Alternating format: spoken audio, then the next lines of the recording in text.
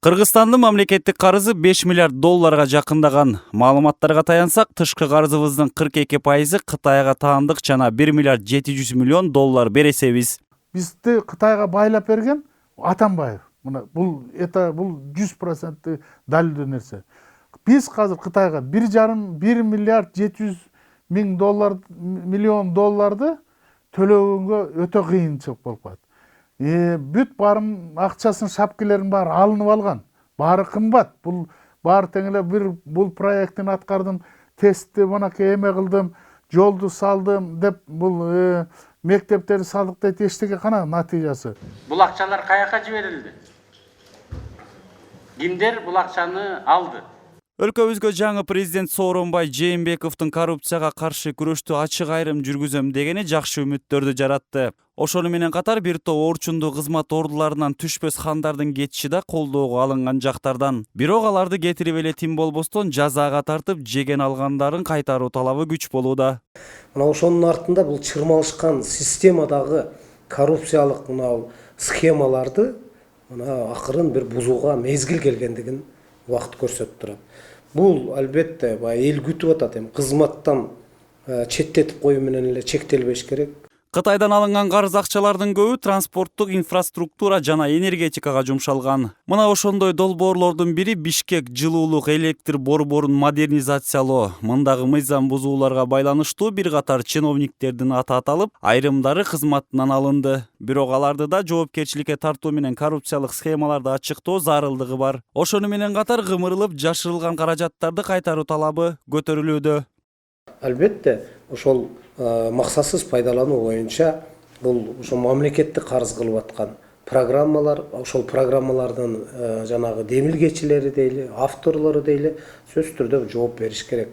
Чын эле коррупцияга каршы күрөш болсо, жөн эле камай бербей, камагандын негизги максаты ал мурун бюджеттен урдалган акчаларды кайра бюджетке төктүрүш болуш керек да.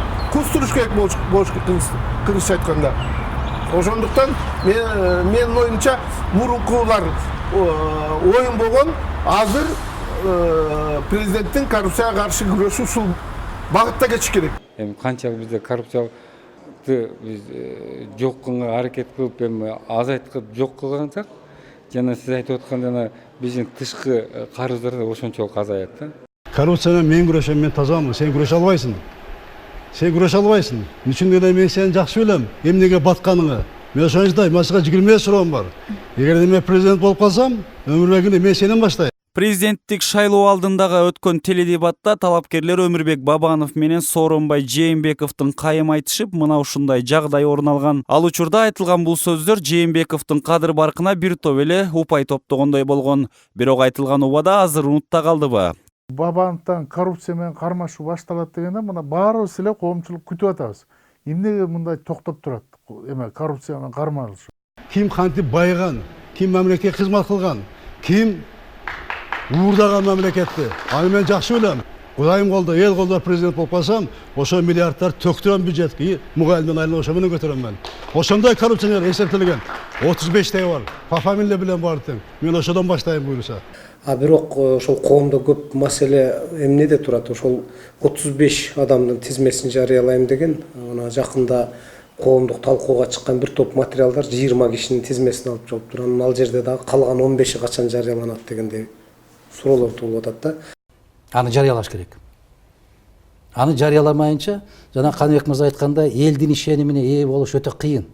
Эгер ошолорду жарыялап, ошолорду жек көрүү сезими менен эмес, кек сактоо сезими менен эмес, кыргыз мыйзамдарынын негизинде жазага тартып баштаса, ошондо эл тарабынан ишенимге ээ болот. Президент болуу максаты ишке ашкан Жээнбековдун коррупция боюнча соңку убадалары коомчулукта үмүт арттырууда. Бүгүн президентибиз ошол Сооронбай Шариповичтин коррупция менен күрөшүүгө катуу белсенгени бул ошол элге үмүт жаратып атат.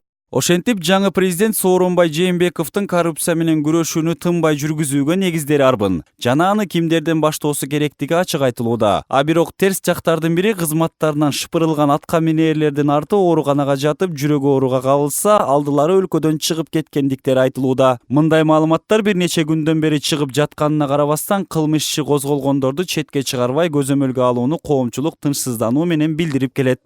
ишканалардын жетекчилери бүгүн кызматтан алынган менен мына ошол кылмыш ишинин рамкасында аларга бир катуу көзөмөл коюп ошо аларды ошо жок дегенде баягы өлкөдөн чыгып кетпөө боюнча подписка боюнча милдеттендирип коюш бул ал учурдун дагы талабы, бул мыйзам дагы ошону талап кылып аткандыгы эмне үчүндүр мындай көңүлдөн сыртта калып кетип аткандай болуп атат да.